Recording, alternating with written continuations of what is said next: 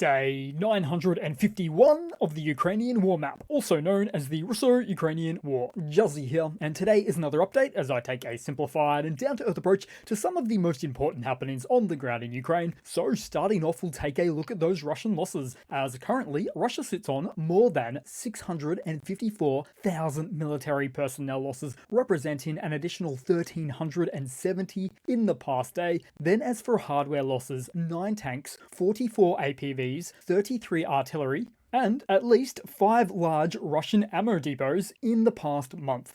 Then headed right to the map and starting out in Kharkiv today, as later yesterday Ukrainian forces repelled multiple separate large-scale attacks on the recent Ukrainian liberated aggregate plant of Vovchansk.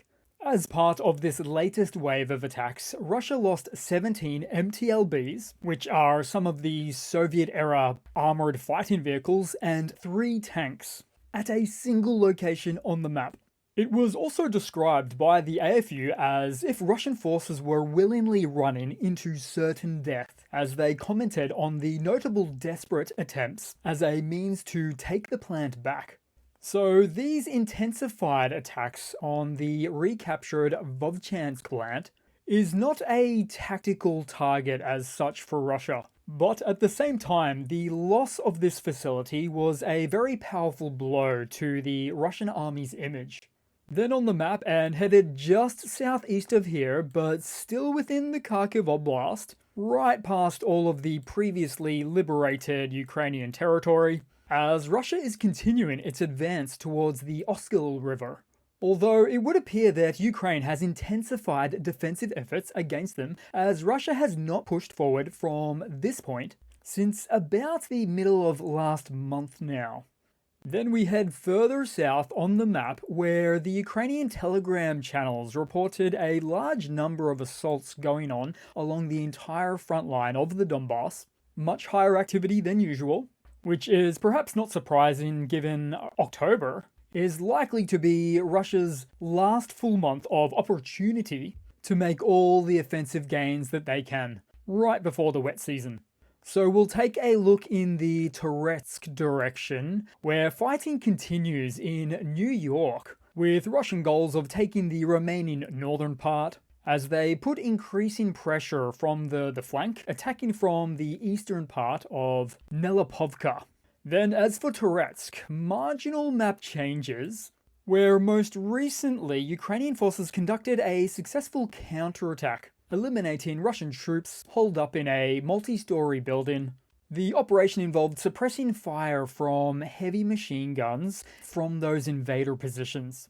Then headed across to the Pokrovsk sector below, which remains challenging for both sides, with, for instance, currently Russia is having some difficulties tackling the defensive Ukrainian positions of Seladova from head-on, as Russia acts on the periphery now, looking to seize control of strategic positions to the north and south angles of attack in order to subsume the city, and to do so as one further means to springboard their offensive efforts to Pokrovsk itself. Then headed down on the map, and perhaps most importantly to Vuhledar, where after about 18 months of intense activity, and after countless photos and footage of immense amounts of hardware losses of the armed forces of Russia, it could no longer be said that Ukraine still holds these positions. So the location now acts almost like a Russian psychological operation to boost morale internally within their ranks, never mind the countless use of meat-wave tactics they threw into this location during that space of time, about a year and a half. We've seen indications that a gradual pullback of Ukrainian troops has been occurring, with reports suggesting that Ukrainian forces, particularly the 72nd Mechanized Brigade, could be repositioning to more defensible locations due to the ongoing deteriorating situation right here. So events like these always turn into a double-edged sword of sorts for the Russian army, because, well, apart from the immense attritional warfare they put on display here, these events always lead to Ukraine leveraging international support through engaging their allies, which always amounts to some supposed red line that ends up getting crossed, Think Western tanks, HIMARS, ATACMS, JDAMs, Storm Shadows, F-16s, AIM Sidewinders, Patriot batteries, and all the rest. So for now, it remains to be seen what comes of this, both on the front lines and behind the scenes. Then on the map, we really must move across to Kursk because it's October 1st, which is the original deadline that Putin ordered for the taking back of lost Kursk territories. Although since that concept of a date was starting to look no longer achievable, the Kremlin then decided to push it back to a less specific middle or late October date in their hope to take back about 1,000 square kilometers of land. But then, most accurately on the map, Ukrainian troops are still entering the Kursk region, where, for instance, combat encounters continue just beyond the Kremennoy axis, which was formerly a location that Ukraine captured, followed by Russia taking it back partially, followed again by Ukraine encircling and capturing again. Hence the black outline we see here. And in fact, just beyond this point, a Ukrainian Special Operations Regiment has been conducting sabotage and reconnaissance operations, which is an event that has its own tendency to portray Ukraine on the offensive and thus not looking to simply defend their existing gains. Additionally, on the eastern axis, beyond Sudzha, Ukrainian forces are utilizing heavy volumes of FPV drones in the swarm targeting of vehicles just beyond their reach by land.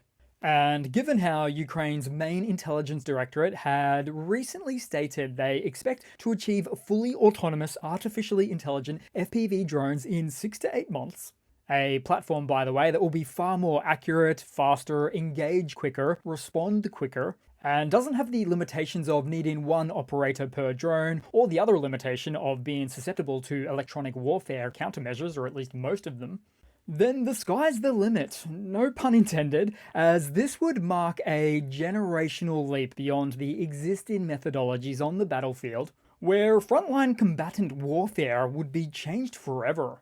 And changed again, as it had only recently shifted with the widespread introduction of manually operated drone platforms at the onset of this war.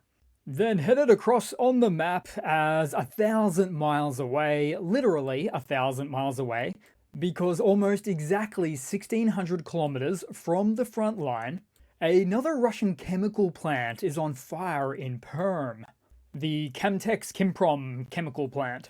And so it's difficult to put in precise numbers how often this has occurred in Russia over the past 12 months. So this plant, like many others, produces a range of chemical products, including those used for industrial and military applications. But so far there is no word on the cause, as per usual.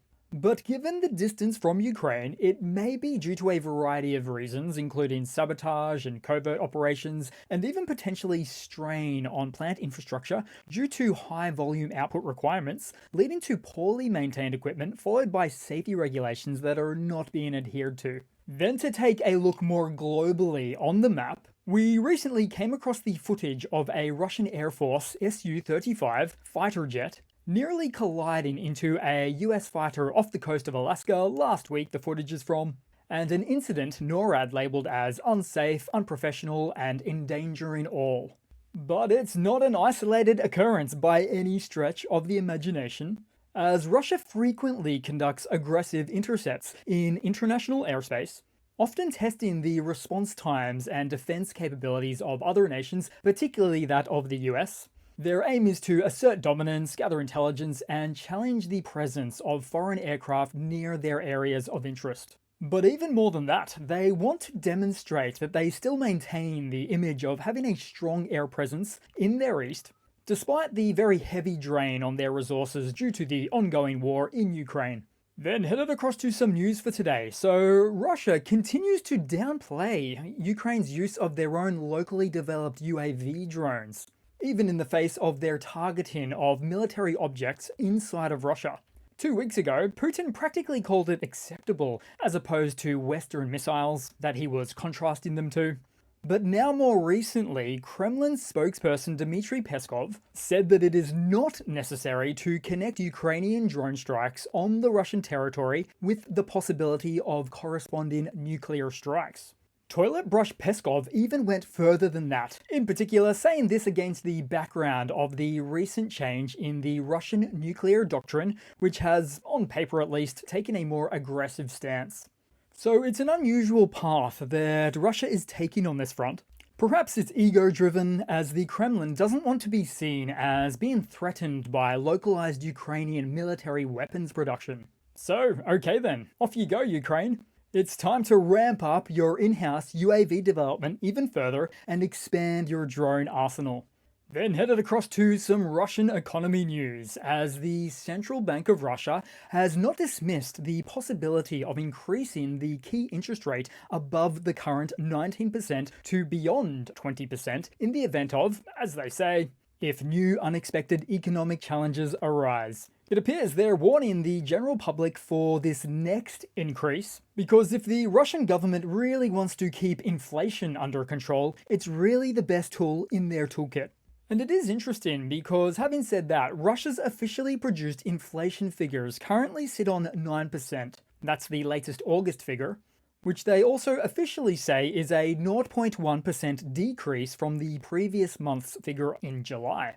But even still, in the middle of September, on the back of these officially promising inflation numbers, the RCB, so the Russian Central Bank, still felt the need to increase the interest rate a whopping 100 basis points to 19%. Something doesn't quite add up here. Then headed across to a very brief Russian military mobilization blunder segment, because in this latest example, to address the acute worker shortage, Russian railways began hiring African migrants en masse to service strategic railroad facilities.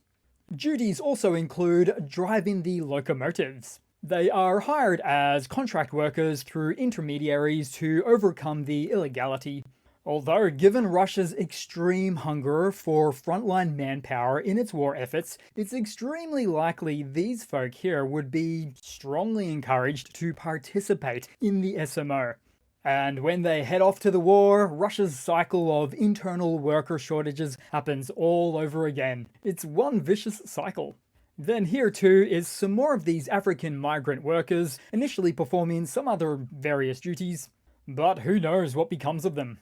And so at this point, I'd like to point out here my own anecdotal story for my almost daily video uploads, where I have started to become absolutely inundated with Russian economy news of a concerning nature, but also mobilization blunder segment news, also of a very concerning nature, and far worse than the one that I just shared with you. It's a huge backlog now. And to be honest, in all of this time of doing these uploads, I've not seen anything like it. The sheer volume of what's coming through. I'm reminded of the generic meme where you put next to a familiar face, an unimpressed looking face at that, the famous meme line that says, "If only you knew how bad things really were." And so all of it leads one to surmise that Russia is really buckling under the pressures of this war, stopping at nothing to keep doing whatever they can to maintain their own self-created status quo of having to constantly replenish their frontline manpower. In turn, redirecting all possible resources to this war for as long as they possibly can, thereby incrementally destroying their own country in the process. It's absolutely shameless, and above all, not sustainable. Then headed across to somewhat of a relatable funny, which shows us a marketing and design oversight by the Russian MOD's advertising for participation in the war against Ukraine.